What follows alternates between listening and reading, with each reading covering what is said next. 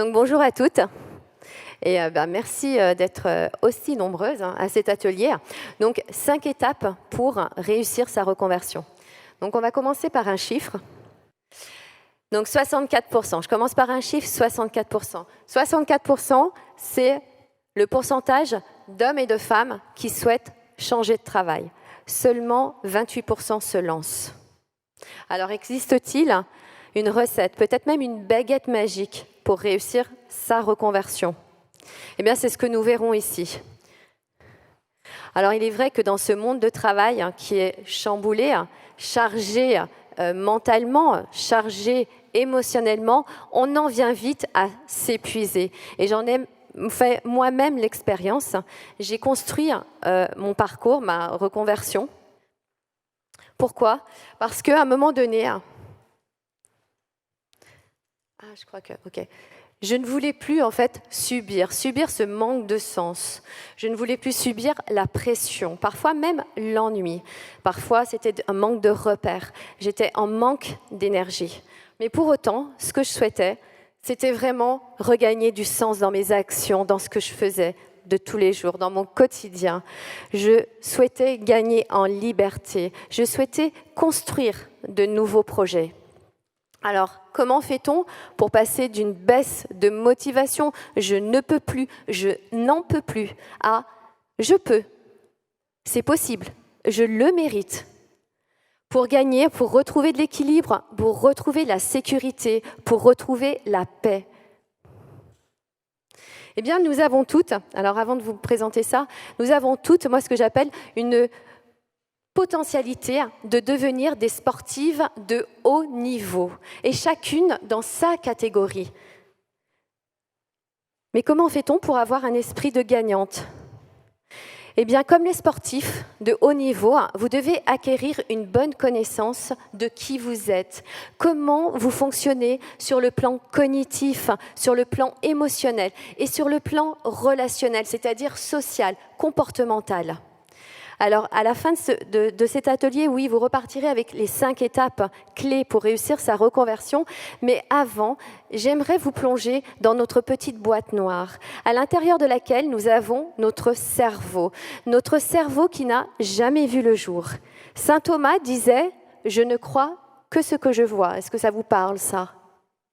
Eh bien, en réalité, sachez, mesdames, que notre cerveau ne voit que ce qu'il croit.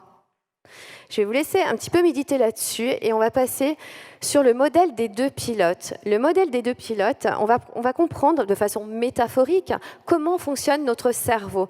C'est un modèle qui a été créé par Anne-Laure Nouvion, docteur en biologie, chercheur sur le cancer, qui est aujourd'hui consultante scientifique des comportements humains. Elle est également enseignante en PNL, programmation neurolinguistique, et coach. Donc elle me donne l'autorisation de le diffuser. Alors, ce modèle des 2 pilotes, eh bien, imaginez-vous votre cerveau comme un vaisseau spatial à l'intérieur duquel vous avez 2 pilotes. 2 pilotes que l'on va nommer, donc un qui s'appelle le pilote exécutif, qui se situe au niveau de notre néocortex, c'est donc notre matière grise, qui lui a un langage verbal. Il faut savoir que ces 2 pilotes, en fait, comme 2 pilotes dans un avion, ils ont une mission. Cette mission, c'est de vous amener vers la destination, eh bien, autant se faire que peu, la plus agréable pour vous. Mais ils ont un défi énorme à relever.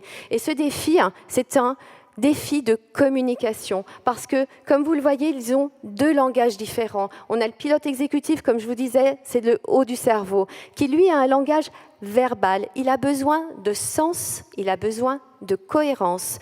Il doit cohabiter avec le pilote qu'on appelle le pilote protecteur. Comme son nom l'indique, il doit nous protéger.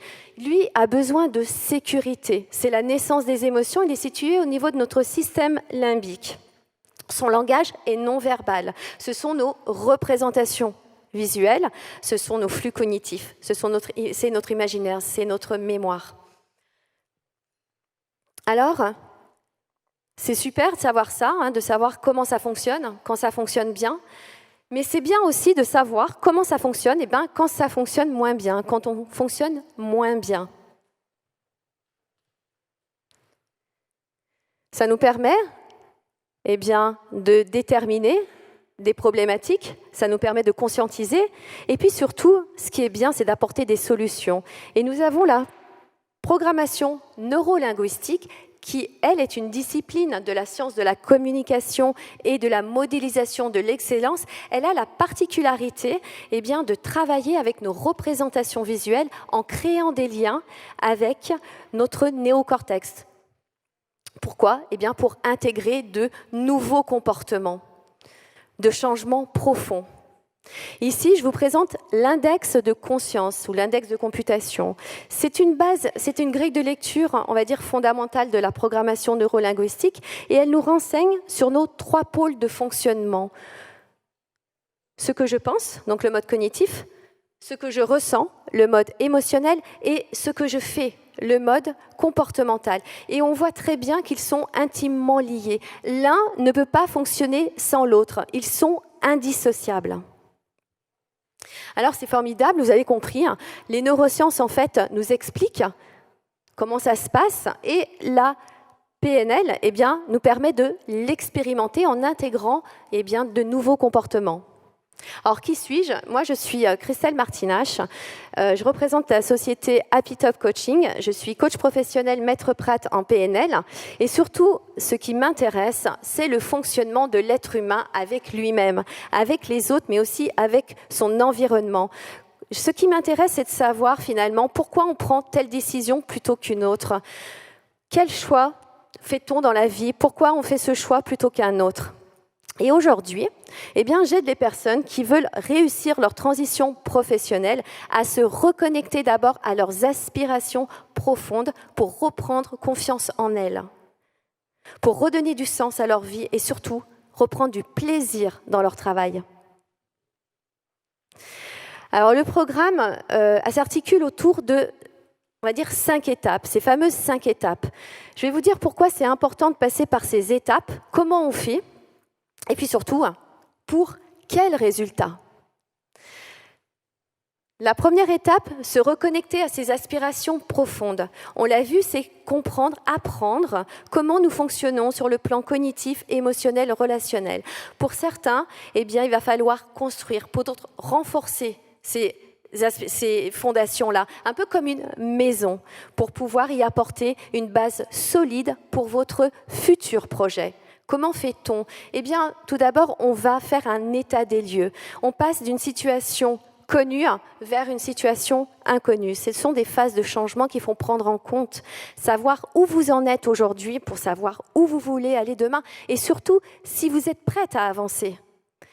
Donc ici, il va s'agir de savoir, d'établir les différentes étapes, bien sûr, pour construire votre feuille de route, votre roadmap.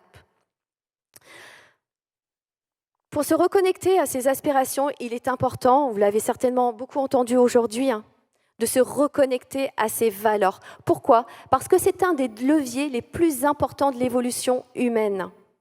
Les valeurs, ce sont, au même titre que vous avez une structure squelettique qui vous permet de vous mouvoir, vous avez une structure psychique à l'intérieur de laquelle vous avez des composantes. Ces composantes, ce sont des valeurs. Ces valeurs sont liées à toutes les actions que vous faites dans votre vie. Mais quand je dis toutes les actions, n'importe quelles actions vous faites, est liée à vos valeurs.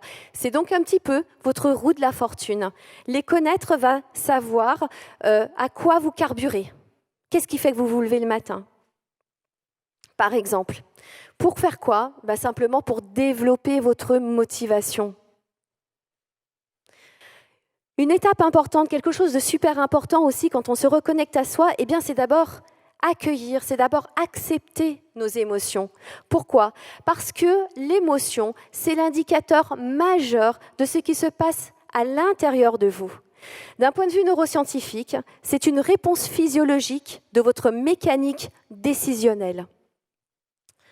Alors, comment fait-on ? Là, vous avez ici un schéma, un spectre qu'on appelle le spectre émotionnel. C'est un formidable GPS. Vous allez savoir dans quel cadran vous naviguez, on va dire, le plus souvent. Quelle est votre dominante ? Sachez aussi qu'on peut passer de la joie à la peur et à la colère. L'important ici, c'est de pouvoir nommer. L'important, c'est de pouvoir identifier ces émotions. C'est la première étape. La deuxième étape, c'est de se dire, mais à quoi ça me sert? Parce qu'on n'a pas l'habitude en Occident, et même dans notre éducation, de faire appel à nos émotions. Et bien au contraire. Or, l'émotion, c'est quelque chose qu'on va apprendre ici à travailler. Derrière une émotion se cache une intention positive. Cette intention positive, en fait, c'est le besoin caché. Je vous ai donné un exemple. Derrière la peur se cache, c'est un exemple, la sécurité. J'ai besoin de sécurité. Okay? Les besoins sont limités, mais les solutions sont infinies.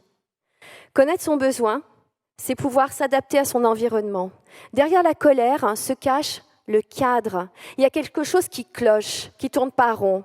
Il y a quelque chose qui n'est pas respecté. J'ai besoin de cadre. Derrière la tristesse, bien souvent se cache un besoin de lien. Ça peut être un lien affectif, un lien amoureux, un lien social. Eh bien, connaître ces besoins, ça va vous permettre finalement d'augmenter votre qualité de vie et vraiment d'apporter, on va dire, d'être adapté, d'apporter des réponses adaptées à votre environnement, à votre famille, à vos voisins, au travail. La deuxième étape, c'est définir un objectif clair. Il s'agit ici d'apporter le plus de précision à votre objectif pour qu'il ait le plus de chances de réussite. Comme on dit, plus c'est précis, plus c'est puissant. Il y a quelqu'un qui dit, je vais essayer de m'en rappeler, un objectif flou conduit obligatoirement à une connerie bien précise. C'est Frédéric Dard, c'est l'auteur des San Antonio, pour celles qui le connaissent. Qu'est-ce qu'on va faire? Eh bien là, on va se recentrer, comme les sportifs, sur ce qui vous porte. On va établir un objectif, non pas en termes d'objectif, mais en termes de projet, de vision, de finalité. Finalement, qu'est-ce qui me porte? Qu'est-ce qui me nourrit quand je fais ça? On peut aller très loin, on peut aller au niveau identitaire, mais on peut aller dans une dimension spirituelle aussi. Évidemment, ça aura pour effet d'augmenter votre puissance mentale. Les sportifs de haut niveau s'en servent. Vous allez renforcer votre objectif. L'important, c'est d'être aligné avec soi. Vous allez vous plonger, explorer même des dimensions, les dimensions de l'identité, des pensées, de la spiritualité. En explorant, là, ici, on voit la pyramide d'Odile, ce sont les différents niveaux. Finalement, dans mon environnement, quel est mon environnement? Où suis-je? Que fais-je? Quel est mon comportement qui fait que j'ai ce résultat-là? Dans quelle organisation de vie je suis aujourd'hui? Quelle est ma dimension énergétique? Qu'est-ce qui fait que j'ai ce comportement-là? Dans quelle capacité? Là, on parle d'énergie. L'énergie est très importante. On peut parler également d'apprentissage. Quelles sont les croyances? Quelles sont les valeurs qui sous-tendent mon objectif? Pourquoi je fais ça? Qu'est-ce que je nourris quand je fais ça? Et puis, au travers de mon histoire, qu'est-ce que je veux revendiquer au fond? Quelle est mon identité? Qui j'incarne? Quelle est mon expertise? Et enfin, d'un point de vue spirituel, eh bien, à quoi je contribue de plus important et encore de plus grand que moi quand je fais ça? Et en quoi cette dimension spirituelle va venir enrichir cette dimension identitaire? Toutes ces questions sont fondamentales. Ça va vous permettre évidemment de renforcer votre objectif, évidemment d'identifier peut-être des freins liés à votre objectif et donc d'identifier les axes de progression. Vous allez ensuite vous plonger vraiment dans votre objectif. Se plonger dans son objectif, ça veut dire quoi? Vous savez, le cerveau ne fait pas la différence entre ce qui est réel et ce qui est virtuel et les flux cognitifs, donc notre imaginaire. Il ne fait pas la différence. Notre cerveau, en fait, est câblé pour traiter l'image à 80%. Pourquoi ? Parce que nous avons plus de 80% de capteurs, justement, visuels. Donc, profitons-en. Ici, on va vraiment maîtriser, on va vraiment développer cette capacité de représentation visuelle. Comment ? Eh bien, vous allez pouvoir vivre votre objectif dans une dimension multisensorielle. Ça veut dire quoi ? Ça veut dire que vous allez la sentir. Ça veut dire que vous allez la toucher. Vous allez peut-être entendre des choses. Peut-être dans certains cas, vous allez peut-être le goûter. Vous allez prendre conscience des valeurs qui sous-tendent votre objectif. Vous allez prendre conscience de ce qui vous porte réellement. Prendre conscience des personnes qui sont impliquées de près ou de loin dans votre objectif. Vous allez prendre conscience des comportements, de ce que vous avez mis en œuvre. Ça peut être des petits comportements, des micro-comportements. Comme on dit, les petits maîtres feront les grands maîtres. Prendre conscience de l'énergie dans laquelle vous êtes quand vous faites ça. Dans quelle énergie vous êtes quand vous êtes dans cet état d'excellence ? Tout ça, bien sûr, aura pour mérite d'oser votre changement de carrière. La troisième étape, c'est libérer son potentiel. Il s'agit ici d'éliminer ou de contourner ce qui vous freine. L'idée ici, c'est qu'on ne va pas faire une thérapie, parce que, évidemment, ça pourrait, mais ce n'est pas l'idée. L'idée ici, c'est vraiment qu'on se donne des injonctions. Je ne peux pas faire ci, je ne suis pas capable de faire ça, mais non, je n'y arriverai jamais. Ou de reporter la faute sur l'autre. On a aussi des croyances dites limitantes. On a des croyances aidantes, et tant mieux, ce qui nous permet d'avancer, mais c'est ça qu'il va falloir identifier. Comment on identifie ça ? Eh bien, en prenant conscience de savoir déjà comment se construit une croyance.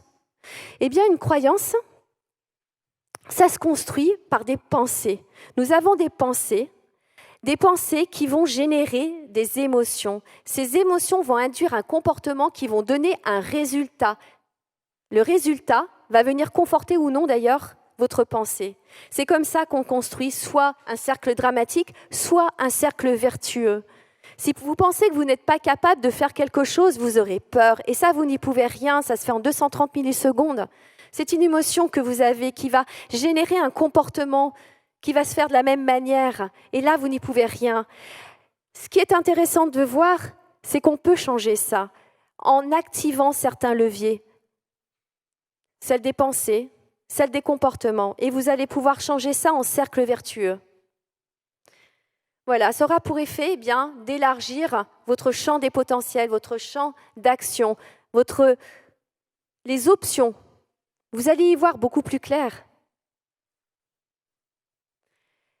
Se libérer, c'est évidemment, on a vu les valeurs. C'est bien de connaître ces valeurs. Maintenant, faut-il les mettre en action ? Et ça ne veut pas dire des choses folles, pas du tout. C'est des choses quotidiennes. Qu'est-ce qui vous fait vibrer ? Qu'est-ce que vous pouvez mettre demain en œuvre ? Quelque chose qui vous permet d'être heureuse, tout simplement. Des petites choses, des micro-comportements que vous pouvez faire. Ça vous permet de nourrir, d'honorer vos valeurs. Ici, bien sûr, vous les connaissez. Mettez-les tout le temps dans votre vie et pas uniquement liés à un objectif. Là, il s'agit de les vivre vraiment. Pourquoi ? Parce que vous ressentirez cette énergie, parce que ça aura pour mérite de booster votre énergie. Quatrième étape, là, on va déterminer sa stratégie. Comment ? On va construire avec ces alliances. On a des alliances externes, des ressources externes. Alors, c'est quoi ces alliances ? Ça peut être les copains, ça peut être les assos, ça peut être les réseaux professionnels. On a plusieurs niveaux. On a le niveau dit ange gardien. C'est important de connaître qui vous aime inconditionnellement. On a le coach. C'est la personne qui vous pose toujours des questions. Des fois, ça vous embête, mais ça vous fait réfléchir. Vous avez aussi le mentor. C'est bien d'avoir quelqu'un, un modèle sur qui se reposer. Vous avez l'enseignant. L'enseignant, c'est quelqu'un vers qui vous allez aller parce que vous allez apprendre des choses. Vous avez le sponsor, c'est celui qui va miser sur vous, qui va miser sur votre image. Vous avez l'éveilleur, ça c'est un peu votre guide spirituel. Et enfin, en ressources internes, eh bien, vous avez tout ce que vous avez en vous, que vous avez pu faire émerger, c'est-à-dire vos talents, vos valeurs, vos ressources, tout ce qui fait que vous êtes ce que vous êtes. Vous allez élaborer votre stratégie. C'est important de sélectionner les bons critères. Nous ne fonctionnons pas toutes de la même manière. Nous avons toutes des personnalités certes différentes. Nous avons des comportements différents. Des manières d'agir différentes, de comprendre différemment. Ce sont ce qu'on appelle des métaprogrammes. C'est un petit peu comme votre système d'exploitation. C'est exactement ça. C'est savoir exactement les repérer, les identifier. Vous pouvez les identifier avec vos success stories. Vous pouvez les extraire en disant « Tiens, comment ça se fait que j'ai bien réussi dans ça, extrayez tout. » Je ne sais pas si ça se dit d'ailleurs, mais en tout cas, voilà. Et analysez bien tout ça pour pouvoir faire ressortir ces métaprogrammes. Ça va vous permettre d'être beaucoup plus performante quand vous allez établir votre stratégie.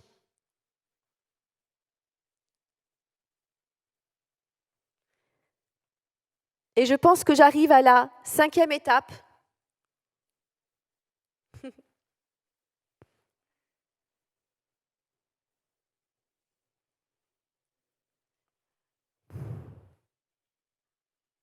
Alors moi, je veux bien continuer sans les slides.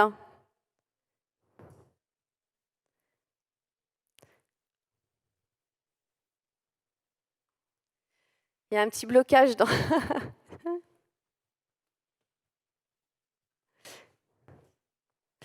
Vous inquiétez pas, on arrive à la fin. Oui.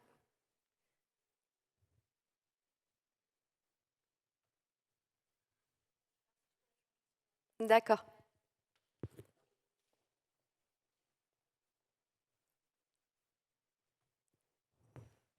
Et à votre avis, après ça, on fait quoi ?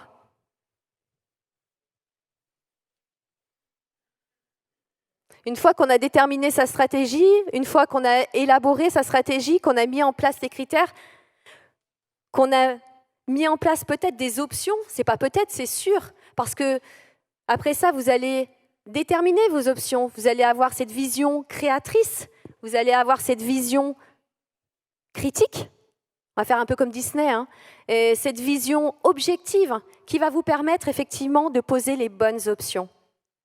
La dernière étape, elle est fondamentale évidemment. Ah, eh bien oui, mais c'est pour ça, c'est le suspense, c'est programmer le changement de votre vie. Alors, programmer le changement de votre vie, ça va passer par la sélection, par la hiérarchisation, des options, de ce que vous aurez décidé de faire, de mettre en place. Mais la différence, c'est que vous en aurez tellement, avec ces différentes visions qu'on a vues là, tout de suite, que vous allez donc les sélectionner, je me répète, les hiérarchiser, et puis ensuite les transformer, parce que c'est bien d'en avoir, mais il faut les transformer. Comment on transforme les options ? En mettant des actions. En mettant des actions, mais une chose qu'on oublie souvent, c'est de déterminer un système de soutien, monitoring. C'est important d'avoir du soutien, d'avoir des supports. Et c'est important de pouvoir le faire pour checker, pour vérifier. Et enfin, alors sans ça, bien sûr, on arrive, on peut à rien. C'est pas seulement dans une reconversion, mais c'est dans tout. Il faut s'engager. Il faut vraiment s'engager. S'engager. S'il y avait 3 mots, juste 3 mots, qui puissent résumer le passage à cette action, pour moi, ça serait, je ne sais pas ce que vous en pensez, mais le reporting, le timing et le checking. Je note, je date et je mets un système de soutien. Voilà, pour concrétiser vos rêves. Voilà, donc je vous remercie beaucoup de votre attention. Et excusez-moi pour le problème technique, ça fait un peu plus de suspense. Voilà, alors... Alors pourquoi je fais ça? C'est intéressant. Eh bien, si vous avez besoin de mon aide pour réussir à rebondir professionnellement, eh bien sûr, on peut en discuter ensemble, déjà voir si le programme peut vous convenir et si ça match entre nous, parce que ça, c'est super important. Et puis cette année, voilà, je souhaite transformer en fait la vie de 50 personnes pour qu'elles puissent passer à un niveau supérieur. Eh bien, si ce n'est pas le cas, c'est bien aussi, hein. Voilà, donc il y a une séance de 30 minutes. Alors là, je rectifie. Je fais des séances de 45 minutes, en fait. Mais hors d'ici, parce que cet après-midi, les consultations, enfin, nous, les coachs, on les fait dans des salles à part. Et les réservations sont déjà, malheureusement, hein, elles sont déjà toutes prises. Mais en tout cas, sachez que moi, je réponds volontiers. Je fais des séances de consultation de 45 minutes. Voilà, j'ai réservé du temps. Et puis, quelles que soient les difficultés que vous traversiez, ben, voilà, on les analyse ensemble, on en discute. Voilà, je vous remercie beaucoup de votre attention. Merci beaucoup.